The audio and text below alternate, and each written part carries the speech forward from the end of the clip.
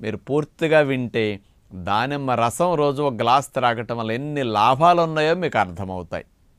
దానిమ్మలో ఉన్న కెమికల్స్ 2 ముఖ్యంగా ప్యూనిక్ యాసిడ్, ప్యూనికొలాజిన్స్ అనే 2 కెమికల్స్ దానిమ్మలో ఉంటాయటండి.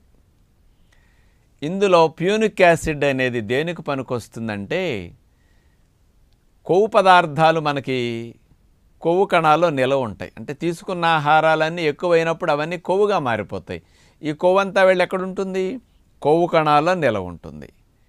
ఈ కొవ్వు కణాలని స్టిమ్యులేట్ చేసి కొవ్వు బయటకు వచ్చేటట్టు దానిమ్మలో ఉండే ఈ ప్యూనిక్ యాసిడ్ అనేది ప్రధానంగా ఉపయోగపడుతుందట. అంటే కొవ్వు కరగటానికి, కొవ్వు కణాలని స్టిమ్యులేట్ చేయటానికి, యాక్టివేట్ చేయటానికి బాగా పనికొస్తుందట.